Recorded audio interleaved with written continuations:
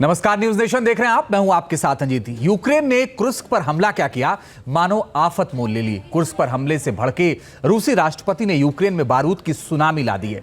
रूसी सेना ने यूक्रेन पर ताबड़तोड़ हमले कर तबाही मचा दी है।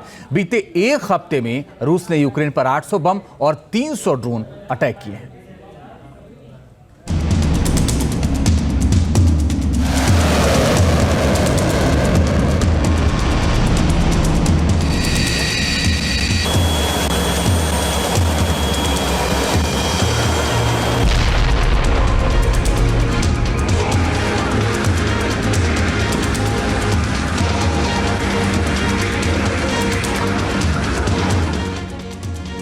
यूक्रेन में महातबाही का दौर जारी है।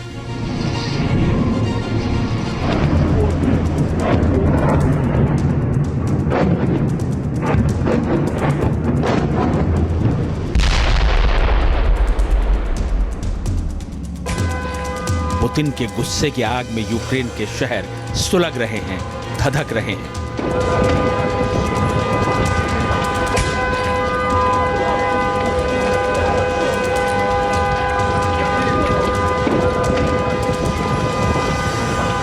रूसी सेना यूक्रेन पर ताबड़तोड़ हमले कर रही है।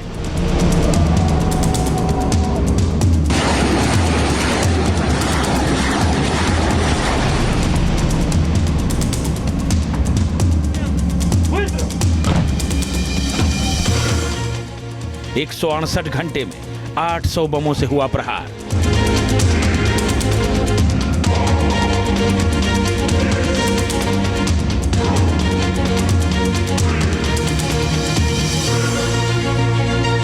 हर घंटे 5 बमों से किया करारा वार।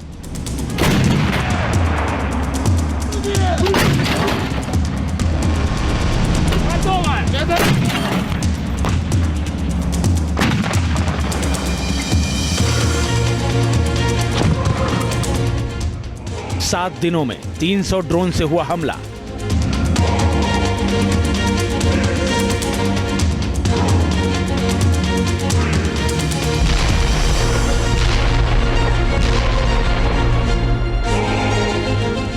हर घंटे 2 ड्रोन अटैक से यूक्रेन दहला।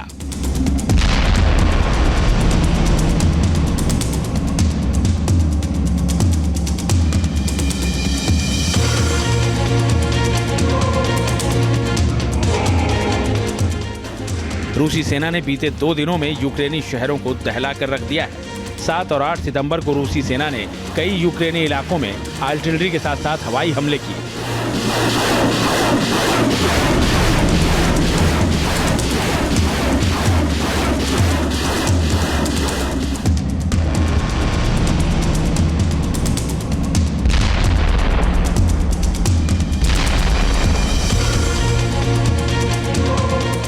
रूस ने सूमी प्रांत को बनाया निशाना।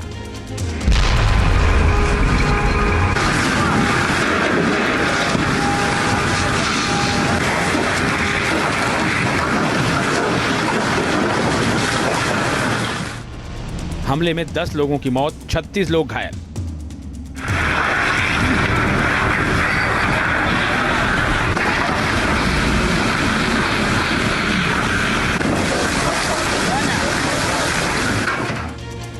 रूस के इस हमले में बुनियादी ढांचे और आवासीय इमारतों को भी भारी नुकसान पहुंचा है। एक रिपोर्ट के मुताबिक रूस के फाइटर जेट्स ने सूमी प्रांत के कई इलाकों में तबाही मचाई।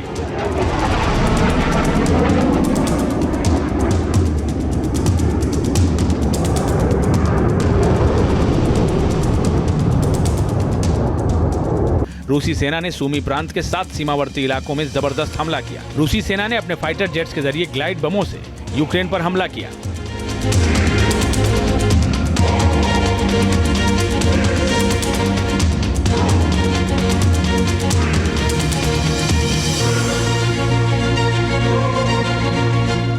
ग्लाइड बमों के साथ साथ रूसी सेना ने आत्मघाती शाहिद ड्रोन का भी इस्तेमाल किया। माना जाता है कि ये ड्रोन रूसी सेना को ईरान से हासिल हुए।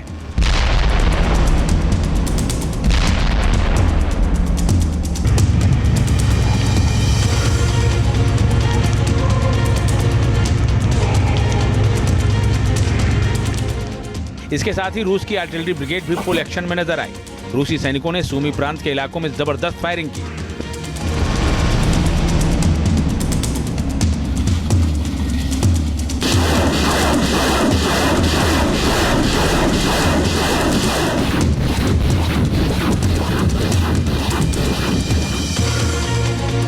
रूस ने जिन इलाकों में हमले किए उनमें सूमी, मायरोपिलिया, माइकोलाइवका, एस्मान, स्वेसा और बेरेजा शहर शामिल थे। इन 7 इलाकों में रूसी सेना ने अपने हमलों से तबाही मचा दी।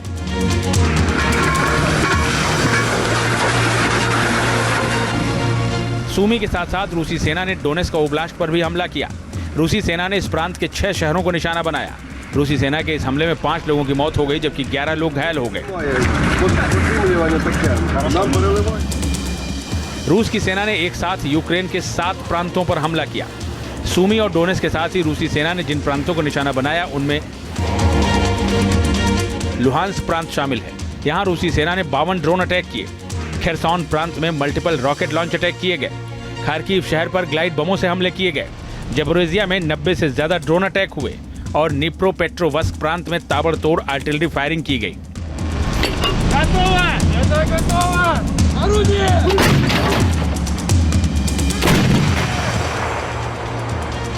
उसके एयर डिफेंस सिस्टम ने रूस के कई ड्रोन्स और ग्लाइड बमों को नाकाम कर दिया।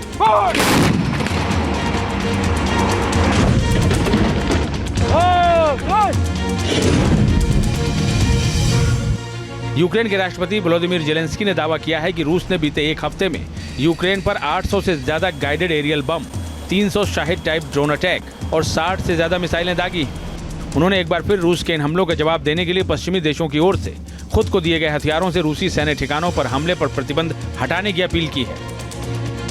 रशिया ने यूक्रेन पे पिछले 6 दिनों में 800 गाइडेड बम्स, 300 ड्रोन्स और 60 डिफरेंट टाइप्स ऑफ मिसाइल से अटैक किया है।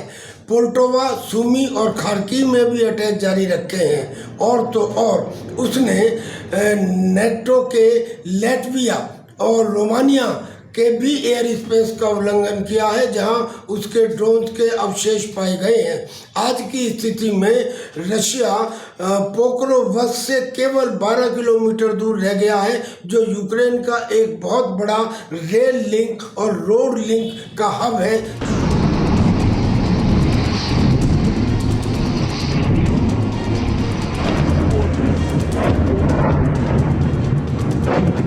यूक्रेनी सेना पर ताबड़तोड़ हमले कर रूसी सेना ने यह संदेश दे दिया है कि अगर पश्चिमी देशों ने यूक्रेन में हो रही हथियारों की सप्लाई बंद नहीं की तो अंजाम इससे भी खौफनाक होगा। रूस ने दावा किया है कि उसने निप्रोपेट्रोवस्क शहर पर कब्जा कर लिया है।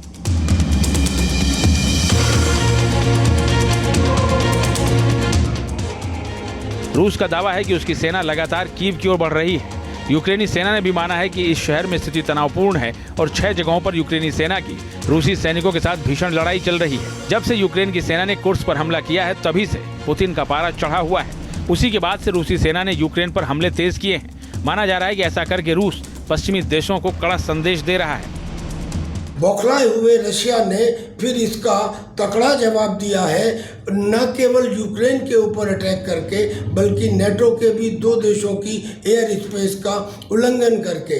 अब घबराए हुए यूक्रेन ने जर्मन के चांसलर से बात की है और कहा गया है कि जल्दी से जल्दी एक दूसरी पीस समिट बुलाई जाए और उसमें रशिया को भी इनवाइट किया जाए, जिसको पहले इनवाइट नहीं किया गया था। कहने का मतलब ये है कि रशिया ने नेटो की हरकतों को देखते हुए अब एक मुकम्मल जवाब देने की तैयारी कर ली है। यूक्रेन ने कहा है कि रूस को इन हमलों की भारी कीमत चुकानी होगी। यूक्रेन आक्रामक अंदाज में रूस को जवाब देना चाहता है, लेकिन मुश्किल ये है कि उसे पश्चिमी देशों ने हथियार तो दिए हैं, लेकिन साथ ही प्रतिबंध भी लगा रखे हैं। यूक्रेन अपनी जमीन पर होने वाले हमलों को रोकने में ही इन हथियारों का इस्तेमाल कर सकता है, रूसी ठिकानों पर हमले के लिए नहीं। रूसी सेना इसी बात का फायदा उठा रही है। वो यूक्रेन के शहरों पर आक्रामक होकर प्रहार कर रही है और यूक्रेन ज्यादा कुछ कर नहीं पा रहा है। Team news nation. News nation अब व्हाट्सएप पर खबरों की ताजा अपडेट के लिए न्यूज नेशन के इस QR कोड को स्कैन करें।